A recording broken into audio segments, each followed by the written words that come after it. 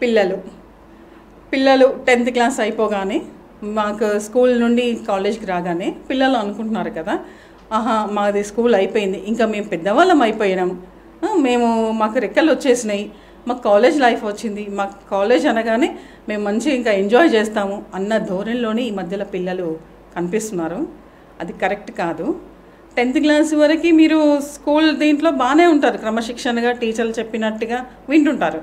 కాలేజ్కి రాగానే ఏమనుకుంటారంటే మాకు ఫ్రీడమ్ వచ్చేసింది, మేము ఏది చెప్పినా నడుస్తుంది, లెక్చరర్స్కి మేమేంటి భయపడేది అనేది అది కరెక్ట్ కాదు.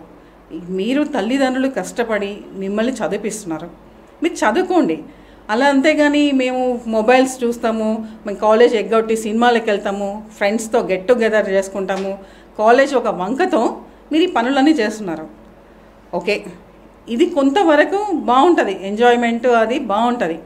ఈ ఇంటర్ అయిపోయినాక మీరు తర్వాత ఏదైతే ఉంటుందో అప్పుడు మీకు అనిపిస్తుంది కదా, మేము అసలు చదువుకోవాల్సిందేమో, అప్పుడు మేము చదువుకోకుండా ఇలా ఎంజాయ్ చేసినాము అని ఫీల్ అవుతారు.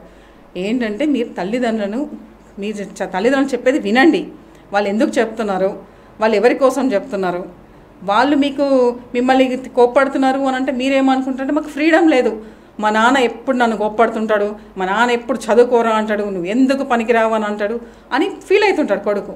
కానీ ఆ తండ్రి ఎంత బాధపడుతుంటాడు, నా కొడుకు నేను పడ్డ కష్టం నా కొడుకు పడద్దు, నేను పడ్డ కష్టం నా కూతురు పడద్దు అని కష్టపడి మనకు ఆ కష్టాలను ఏర్పడకుండా తల్లిదండ్రులు వాళ్ళ బాధలు పడుతూ మనం ఎంత అడుగుతూ అంత ఇస్తూ మనకు బండి అంటాము, మేకప్ అంటాము, స్కూలు కాలేజు సినిమాలు ఇష్టం వచ్చినట్టుగా తిరుగుతుంటాం, అవన్నీ భరిస్తారు. కానీ వాళ్ళు ఒక మాట అనగానే మనకి ఎక్కడ లేని పౌరుషం వచ్చేస్తుంది. ఇది కరెక్ట్ కాదు. పిల్లలు మీరు ఒకసారి ఆలోచన చేయండి. మీరు కాలేజ్కి వచ్చినారు, పెద్దవాళ్ళు అయినాము అని మీరు అనుకుంటున్నారు, ఓకే బాగానే ఉన్నది, కానీ మీ తల్లిదండ్రుల శ్రమని కూడా గుర్తించండి. ఒక మంచి సమాజానికి మీరు మేలు చేయకుండా పర్వాలేదు, కానీ కీడు మటుకు చేయకండి.